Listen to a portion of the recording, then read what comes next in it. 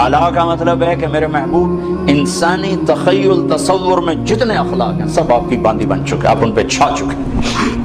اور ساتھ قسم اٹھا کے ضرب لگائی، نون والقلم وما یسطرون، مجھے قسم اور قلم اور اس کی تحریر کی، اور پھر ان اور لام کو جمع کر کے دوسری قسم بنائی اور شاباش دی۔ زبردست اخلاق ہیں۔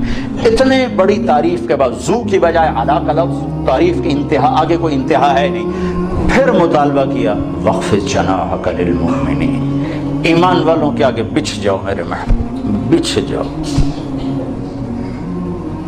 بولے نا یہ آیت میں تفسیروں سے نہیں سمجھا، جو جناح کا لفظ آتا ہے نا، جناح پر، سڑک کوئی پر ہے تو لگا رہا پر بچھا دو، پر بچھانے کا کہ میں یہ مفتی صاحب کو بتا رہا ہوں، چھوٹے مفتی صاحب کو، تو میں جب کالج پڑھتا تھا ہمارا گاؤں تھا دریائے راوی کے کنارے، راوی کے کنارے، تو جب ہم گھر جاتے تھے اپنے گاؤں لاہور سے تو سارے کزنز مل کر ہم شکار کھیلنے جنگل میں چلے جاتے تھے، تو 8 دن 10 دن ہم جنگل میں رہتے تھے، تو راشن، آٹا، دالیں، نوکر، بندوقیں، کار، تو ہر شے ساتھ ہوتی تھی۔ تو وہ ایک چاچا سردار ہوتا تھا مرحوم، اس کے 2 کوٹھے ہوتے تھے، ایک پہ ہم قبضہ کر لیتے تھے، تو وہ تیتر کا شکار ہوتا تھا، تو جب وہ تیتر کو لگتا تھا نا فائر، وہ کارتوس تو جنگل میں کہیں خالی جگہ آ جاتی تھی، تو چاچا سردار مرحوم تیتری کی آواز نکالتا تھا، وہ بیچارے تیتر پھنس کے آ جاندے ہیں وہ ایک جھاڑی کے پیچھے بیٹھ کے تیتری کی آواز نکالتا، تو وہ جھنڈ کے جھنڈ ایسے غول کے غول تیتروں کے باہر نکلتے، بہت تیتر ہوتے تو اس وقت، تو پھر ہم ٹھا ٹھا ٹھا ٹھا فائر کرتے تھے، وہ ہوتے تھے چھرے، وہ کارتوس، تو کسی کو 1 لگا، کسی کو 2، کسی کو 3، تو وہ یوں اڑتا تھا، تھوڑی سی ہمت ہوتی تھی، پھر گرتا تھا، اور گر کے اس کے پر بے بسی سے یوں پھیلتے تھے، اور ٹانگیں پیچھے چلی جاتی تھی، سر یوں ہو جاتا تھا، پر یوں ہو جاتے تھے، اور اپنی زبان سے گویا کہہ رہا ہے کہ ہوں بے شک کباب بنا دے ہمیں سالن بنا، ہوں میرا بس کوئی نہیں رہ گیا۔ یہ جناح کا لفظ میں یہاں سے سمجھا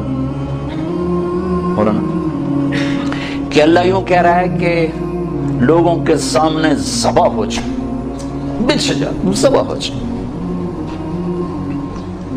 پھر یہی لفظ اللہ نے ماں باپ کے لیے استعمال کیا، وَخْفِضْ لَهُمَا جَنَاحَ الذُّلِّ مِنَ الرَّحْمَةِ، اپنے نبی سے کہا امت کے سامنے بچھ جا، اولاد سے کہا ماں باپ کے آگے بچھ جاؤ۔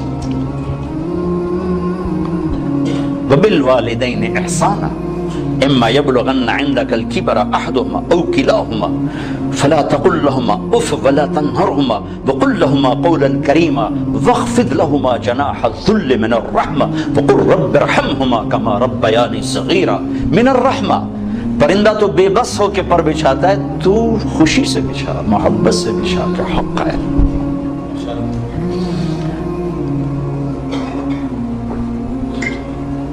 ایک شخص نے ماں کو حج کرایا کندھے پہ بٹھا کر، اور طواف تھا کرا رہا، طواف سے فارغ ہو کر حضرت عبداللہ بن عمر مل گئے، حضرت جی میں نے ماں کو حج کرا دیا، کندھے پہ بٹھایا، طواف کرایا، ماں کا حق ادا ہو گیا؟ تو انہوں نے کہا ابھی تو ایک سانس کا حق ادا نہیں ہوگا، ایک سانس، ولا زفرۃ واحدہ، لمبا سانس، تھک کے جب سانس لیا جائے تو کو زفرہ کہتے ہیں۔ کہا تیری ماں تجھے پال پال جو تھکتی تھی نا، لمبا سانس لیتی تھی، وہ جو اس نے لاکھوں سانس لی ان میں سے ایک سانس کا حق بھی ادا نہیں ہوا۔ کہا وَخْفِضْ جَنَاحَكَ لِلْمُؤْمِنِينَ، بچھ جا ایمان والوں کے آگے۔ زندگی جو ٹریول کرے گی وہ اخلاق کے ساتھ کرے گی، عبادات کے ساتھ بیس بنے گی، جو آگے پھیلے گی خوشبو کی طرح وہ اخلاق ہوں گی۔ تو ہر وقت حساب کتاب حساب کتاب حساب کتاب، یہ دل دماغ کی، یہ دل کی دنیا ویران کر دیتا۔ تو کچھ وقت نکالو بھائیو، اپنے نبی کی سیرت پڑھو، اپنے بچوں کو سناؤ۔ اب تو کتابیں اٹھانے کی دقت کوئی نہیں ہے، اللہ تعالیٰ نے کتنی آسانی کر دی ہے، ایک چھوٹی سی سکرین پر لاکھوں کتابیں موجود۔ میں مفتی تقی صاحب کا وہ پڑھ رہا تھا آسان ترجمہ، تو اس کے شروع میں لکھا کہ اس کا اکثر حصہ سفروں میں مکمل ہوا، چونکہ کمپیوٹر میں ساری چیزیں موجود تھی، اور وہ صورت کے آخر میں لکھتے بھی ہیں فلاں ایئرپورٹ پر یہ مکمل ہوئی، فلاں ایئرپورٹ پر یہ مکمل ہوئی، کہ اب تو اللہ نے وہ کتابوں کی مشقت سے بھی نجات دے دیا۔ ہمارے بچے ہم سے زیادہ جانتے ہیں وہ ان کے ساتھ کھیلنا، ان کو بیٹا نبی کی سیرت نکالو، نبی کے اخلاق نکالو، اب عمر کی سیرت نکالو، ابو بکر کی سیرت نکالو، خود بھی سنو ان کو بھی سناؤ۔ دنیا سے جاتے ہوئے اس طرح جائیں کہ اللہ راضی ہو، اللہ کا رسول راضی ہو۔ باقی اللہ تعالیٰ آپ کی محنت کو قبول فرمائے، بہت بڑی آپ نے عرفان صاحب کو میں سلام پیش کرتا ہوں کہ، اور خاص طور پر ان کی بیگم کو جو کہ وہ بھی ہمارے ساتھ حج میں تھیں، تو یہ فرما رہے ہیں کہ پہلے انہوں نے ان کا ذہن بنایا، اور جہاں میاں بیوی دونوں ایک ذہن ہو جائیں تو کام میں طاقت ہو جاتی۔ جیسے حضرت خدیجہ کو سنبھالا، اللہ کے نبی جب آئے پریشان ہو کر تو سنبھالنے والی حضرت خدیجہ بنی، اپنا مال بھی لگا دیا، اپنی جان بھی لگا دی۔ تو نبیوں کے بعد سب سے پہلے جس سے اللہ نے سلام بھیجا وہ خدیجہ ہے۔ جبریل آیا، یا رسول اللہ تعالیٰ خدیجہ کو سلام پیش کرتے ہیں۔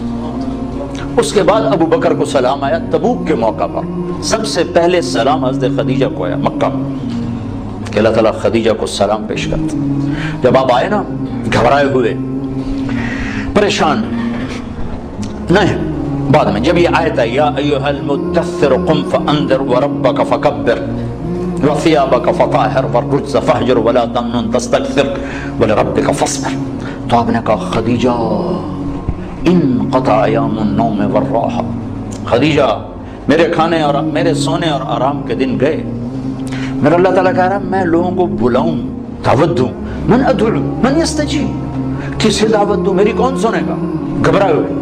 تو خدیجہ نے کہا انت اول من تدعو وانا اول من استجیب، آپ دعوت دینے میں پہل کریں، میں لبیک کہنے میں پہل کرتی۔ تو عرفان صاحب سے زیادہ میں ان کی بیوی کو سلام پیش کرتا ہوں، چونکہ وہ ان سے بھی ملاقات ہوئی حج میں، تو یہ جنہوں نے ان کو یہ ذہن دیا، پھر یہ اٹھے، پھر اللہ نے مفتی تقی صاحب جیسا ہمیں سرمایہ دیا۔ ہاتھی کے منہ سے جب کوئی پوچھتے ہیں نا، چونکہ کچھ علماء اب بھی بات کرتے ہیں، تو میں کہتا ہوں یار ہاتھی کے پاؤں میں سب کا پاؤں، مفتی تقی صاحب نے جب کہہ دیا ہے تو بس وللضالین آمین۔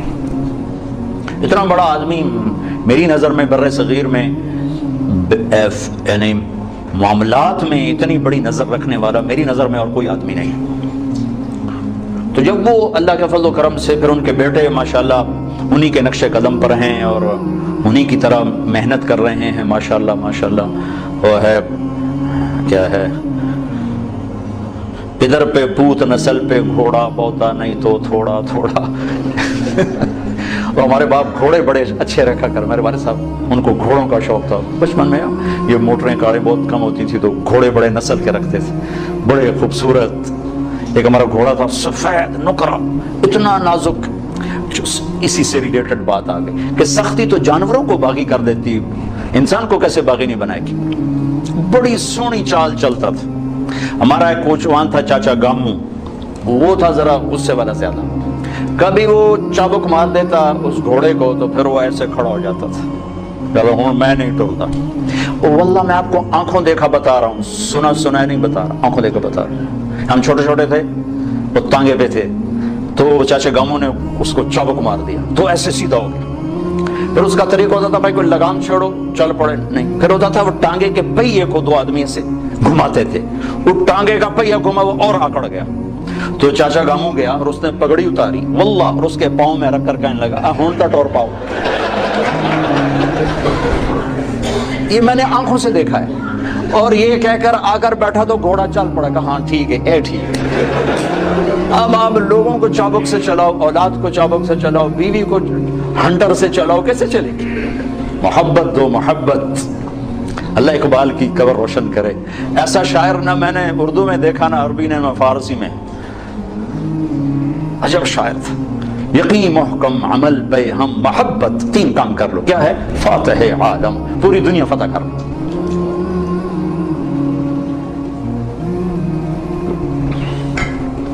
تو میرے محبوب کی ایک خوبصورت زندگی ہے جس میں معاشرت بھی ہے، معیشت بھی ہے، عبادت بھی ہے، عقائد بھی ہیں، ان سب کو زندہ کرنا اسلام ہے۔ آپ نے ایک چیز کو زندہ کیا ہے، سود سے لوگوں کو بچایا ہے، کوشش کر رہے ہو اللہ آپ کی مسائی کو قبول کرے، لیکن اپنے لیے بھی کچھ وقت نکالو کہ یہ تو دین کا ایک چھوٹا سا شعبہ ہے، معیشت، لیکن میرا اللہ سے تعلق ٹھیک ہو، میرا لوگوں سے تعلق ٹھیک ہو، میرا ماں باپ زندہ ہیں تو ان سے تعلق ٹھیک ہو، بیوی بچے ہیں تو ان سے تعلق ٹھیک ہو۔ ہمارا جوائنٹ فیملی سسٹم میں بعض اوقات ماں باپ کی مداخلت زندگی برباد کر دیتی، بعض اوقات بیوی کی مداخلت ماں باپ کو برباد کر دیتی، لیکن یہ واقعات تھوڑے ہیں، پہلے واقعات زیادہ ہیں کہ ماں باپ کی بے جا مداخلت وہ میاں بیوی کی زندگی کو برباد کر دیتی۔ اور آگے حدود کا پتہ نہیں ہے تو وہ ماں کے چکر میں بہت سے لوگ اپنی بیویوں کو تباہ کر بیٹھتے ہیں، اپنے بچوں پہ بیویوں پہ بڑی بڑی زیادتیاں کر جاتے ہیں۔ میں چونکہ پنجاب کا ہوں، دیہات کا ہوں، اب ذمہ دارہ معاشرت ہے، میں یہ ظلم بہت دیکھتا ہوں۔ تو میں 15 سال سے یہ مضمون بیان کر رہا ہوں۔ کتنی زیادہ ٹریفک ہو، لائن میں چل رہی ہو تو کوئی ٹریفک نہیں پھنستی، لیکن اگر ایک دوسرے کی لائن میں گھس جاؤ تو کھلوتے ہوئے ہم سارے دیں۔ تو ساس بہو کے اندر کی حدود میں جانا چاہتی، بہو ساس کی حدود میں جانا چاہتی ہے، سسر میاں بیوی کی زندگی میں آنا چاہتا ہے، وہ اس کی زندگی میں آنا چاہتے ہیں، تو 4 گاڑیاں پھنس جاؤں تو ٹریفک رک جاتی، 1 لاکھ گاڑی اپنی لائن میں جا رہی ہو، کوئی ٹریفک نہیں بند ہوتی۔ تو میرے نبی نے زندگی بتائی ہے، بیوی کا اپنا حق ہے، ماں باپ کا اپنا حق ہے۔ میرے ماں باپ کی وجہ سے میری بیوی بے عزت نہ ہو، میری بیوی کی وجہ سے میرے ماں باپ بے عزت نہ ہو، بہن بھائیوں کی وجہ سے بیوی کا رشتہ خراب نہ ہو، بیوی کی وجہ سے بہن بھائیوں کا رشتہ خراب نہ ہو۔ اس کو بیلنس کرنا، آپ کے تو بینک کا نام ہی میزان ہے، بڑا خوبصورت نام رکھا ہے، عدل، ترازو۔ تو بیلنس آف لائف میرے نبی سے ملے گی اور کہیں سے نہیں ملے گی، کہ کس طرح آپ نے بیلنس کر کے دکھایا ہے ہر چیز کو۔ یہ تبلیغ، اس کو سیکھنے کی محنت، تو اس میں ٹائم بھی دے، جب اللہ موقع دے تبلیغ میں آپ وقت لگائیں، اس سے انشاءاللہ آپ کو ہمت ملے گی، قوت ملے گی۔ اور اپنے روزمرہ کی زندگی میں آخری ایک بات کر کے ہم دعا کرتے ہیں۔ ابو دجانہ رضی اللہ تعالیٰ عنہ کا ایک قول آپ کو سناتا ہوں۔ ابو دجانہ ایک صحابی ہیں جو بڑے صحابہ میں شمار ہوتے، اور جنگ بدر سے لے کر آخری حج تک ساتھ رہے ایسے صحابہ چند سو ہوں گے، 1000 نہیں چند سو، کہ جو جنگ بدر سے لے کر آخری حج تک ساتھ رہے ہوں۔ یہ 1.5 لاکھ میں چند سو ہوں گے، 1000 نہیں چند سو، ان میں سے ایک آدمی ہے ابو دجانہ۔ ایک بات ہو گئی۔ دوسری بات، یہ صحابی ہیں اور اللہ نے کہا کلن وعد اللہ الحسنى، سب کے لیے جنت کا وعدہ، صحابہ۔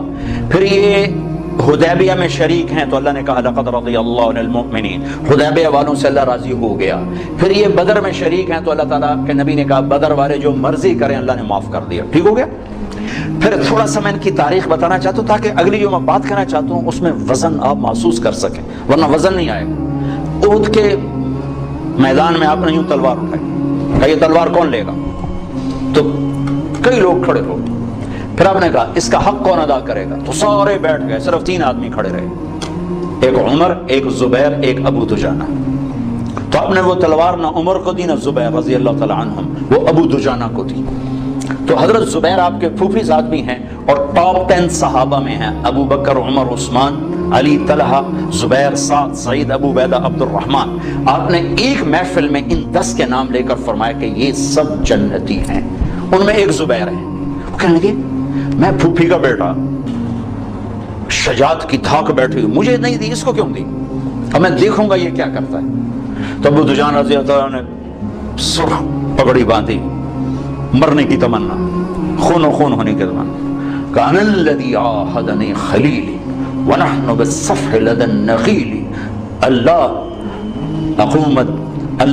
اقوم الدہر بالقیول وَأَضْرِبْ بِسَيْفِ اللَّهِ وَرَسُولِهِ، کہ میں وہ ہوں جس نے اپنے نبی کے ساتھ وعدہ کیا ہے کہ پہلی صف میں کھڑے ہو کے لڑوں گا، پچھلی صف میں نہیں، اور اللہ اس کے رسول کی تلوار کا حق ادا کروں گا۔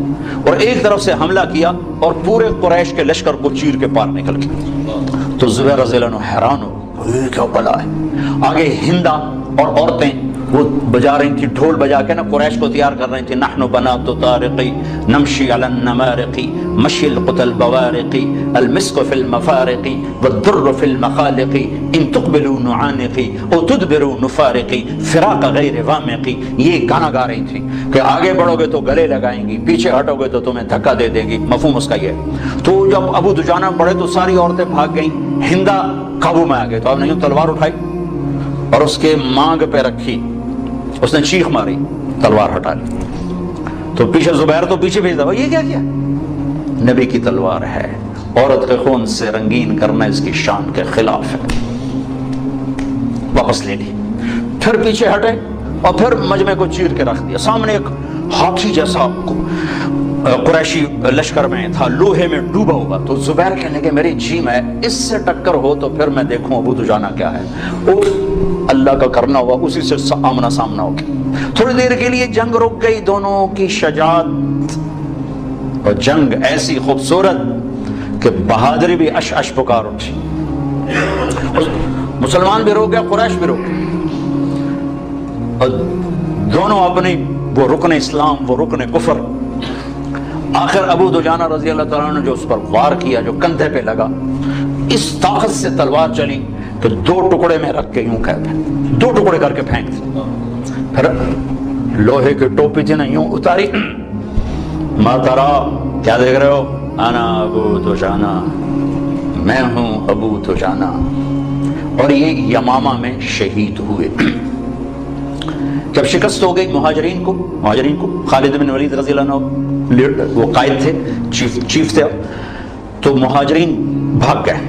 زید بن خطاب شہید ہو گئے، جھنڈا ان کے ہاتھ میں تھا. پھر سالم مولا ابی حذیفہ شہید ہو گئے، جھنڈا ان کے ہاتھ میں تھا. پھر مہاجرین کے قدم اکھڑ گئے. تو خالد بن ولید نے حضرت برا سے کہا، برا ان لوگوں میں سے تھے جو ہاتھ اٹھاتے تھے تو رد نہیں کرتا تھا. کہ برا بن مالک تستر میں شہید ہوئے تھے. تو وہ کہنے لگے اخلصنا، ہمیں الگ کر، انصار کو الگ کر. تو انہیں آواز لگا یا للانصار، یا للانصار. تو صرف 3000 مدینے والے اکٹھے ہوئے، 3000، اور ان کو لیڈ کیا ابو دجانہ، ثابت بن قیس بن شماس، کعب بن عجرہ، عباد بن بشر، برا بن مالک. ان 5 آدمیوں نے ان کو لیڈ کیا. 3000 نے 1,00,000 کے منہ پھیر دی.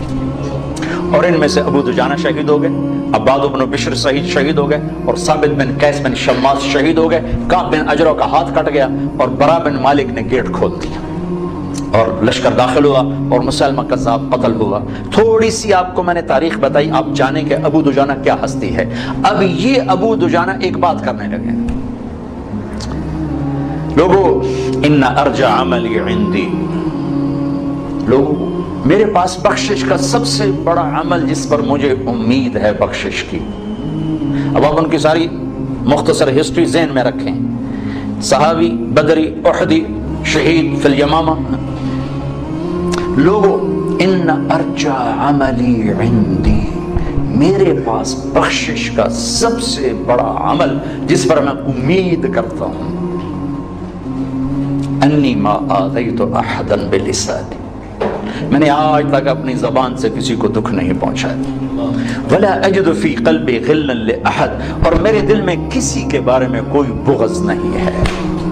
ارے بھائی آپ تو بدر کے شریک ہیں، ہاں آپ تو عہد والے ہیں، ہاں حدیبیہ والے بھی ہیں، آپ تو صحابی ہیں بالکل، لیکن بخشش کا عمل میرے پاس یہ ہے کہ میں نے آج تک اپنی زبان سے کسی کو دکھ نہیں پہنچایا، اور میرے دل میں کسی کا بغض نہیں ہے. یہ آخری بات کرتا ہوں کہ اس زبان کو میٹھا کر دو. اللہ کی قسم یہ شہد سے زیادہ میٹھی ہے، اور 7 سمندر کے پانیوں سے زیادہ کڑوی ہے. یہ مکھن سے زیادہ نرم ہے، اور 2 دھاری تلوار سے زیادہ تیز ہے اور سخت ہے. اس زبان کا بول میٹھا کرنا سیکھ لیں، اور دل کو دھونا سیکھ لیں. کوئی زیادتی کرے جاؤ اللہ سے لوں گا، جاؤ معاف کی.